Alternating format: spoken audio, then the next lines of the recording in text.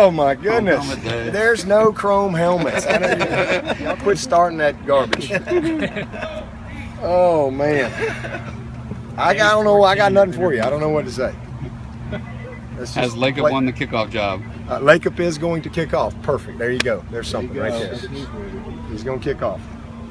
Breaking news from Cam. So because you didn't get Jesus those tickets, it's going to pour on Saturday. Huh? Because you didn't give Jesus those tickets, it's going to pour on Saturday. Oh, come on. Rain's a beautiful thing. Nothing wrong with that.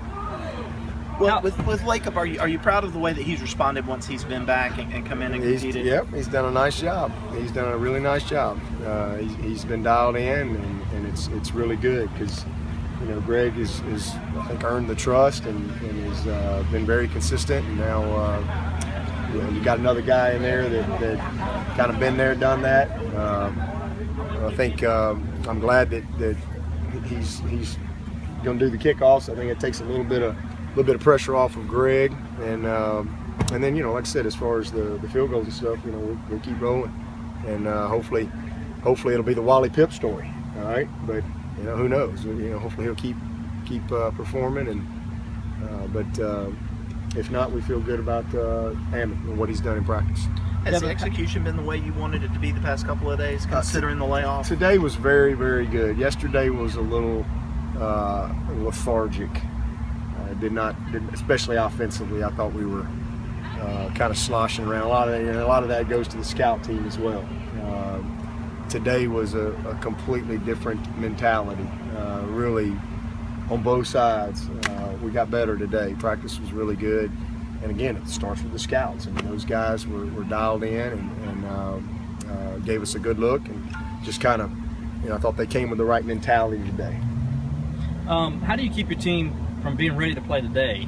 Because I know the guys have been fired up all week. How do you coaches try to keep that from happening so they're not ready today but they play Saturday? Yeah, it's no different than any other game. I mean, it's just we have they're not ready to play because we're not finished with the preparation. I mean, if we finish with our preparation today and we had to sit around and wait till Saturday, that might be difficult. But tomorrow's a big work day for us. Friday is a big work day. Saturday is critical. We have a schedule for night games, a schedule for afternoon games, a schedule for morning games as far as how we get them ready, and we don't vary from that. So it's just business as usual for us. So it shouldn't be any different. And I mean, there's nothing wrong being excited to play. I mean, they're all excited to play. They're excited to play. Just if nothing else, we hadn't played in 2 Saturdays, so they're anxious to get back to work. So are we as coaches. But the most excited team isn't going to win. You gotta be prepared and execute and do the things that gives you a chance to win. So nothing different from us. Tomorrow is Team Thursday. We'll have Focus Friday, and those are huge parts of our preparation process for the coaches and the players. So it shouldn't feel any different to them. Dane, I know you said he was going to wear yellow yesterday. Yeah, we're gonna cut him loose on Monday. Not gonna have him available this weekend, but plan is to put him back in practice on Monday and cut him loose. How is Ryan Norton coming along? Much better. Encouraged with him. I mean, he's responding well. Everybody kind of responds differently to rehab and that type of stuff, but he's really, Danny is very encouraged with what he's seen. He's still, for sure, and he's not ready to play this week, and we'll see where he is next week. My guess is he's probably not going to be ready next week, but I think he's got a pretty good chance for Boston College. But good news is he's going to be back and be able to finish out really strong. For Morgan and Joe Gore looking okay? Yeah, they'll be ready. They practice all week. Anything new on Mike Williams and his long-term outlook? No. So I mean, that's just that's just all on how he heals. He's doing great, but I don't have any expectation from Mike Williams. If he's back, then that'd be gravy.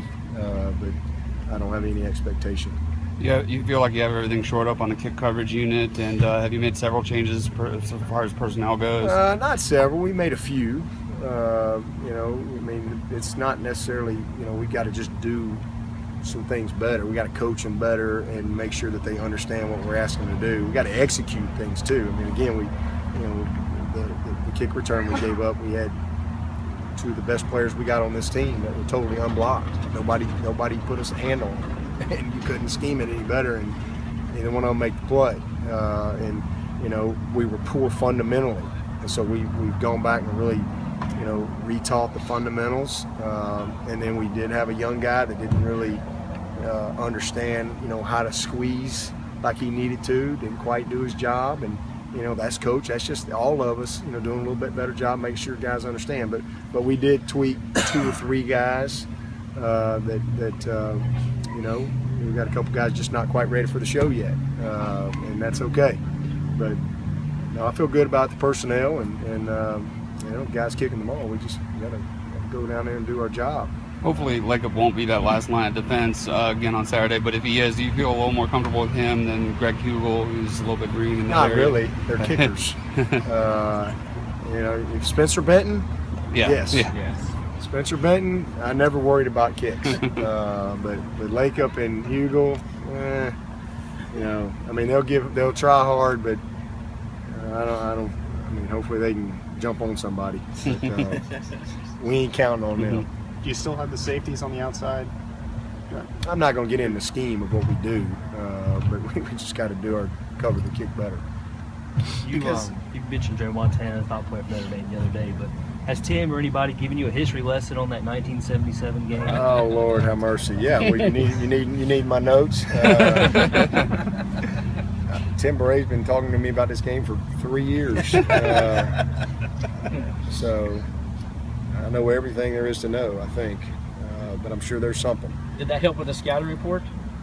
From 1977? No, just having him on period. Oh, absolutely. Yeah, he's my secret weapon. He's the kryptonite. Both ways. Tim Kryptonite Baray. We'll see if he's still got his swag this weekend. I have, and this is just because I've never coached. I don't know. Do you have to change the game plan, or do you adjust if it's a monsoon at kickoff and it's just like they're saying the weather could be bad? Well, if it's a monsoon, yeah. We've played a couple monsoons. But it's the same for them. It's no different. So I don't worry about that at all. We can't got no control over that. So I don't worry about that at all. I really never even ask about the weather. I really don't, because it just doesn't matter. We're going to play the game, and they do too. They got the same weather we got, so can't worry about that. Heck, I remember like yesterday playing TCU and Boston College in a torrential downpour, and you just focus on what you control. But you still got, whether it's rain or not, that don't mean you can't block people. You still throw and catch and do that type of stuff. But if there's an impact or whatever, it's the same for both teams, so it doesn't matter. Did you like the weather playing in the rain when you were a player? I didn't really care. Heck, we were just going to block anyway. So, when you throw it 5 times a game, it don't really matter. So.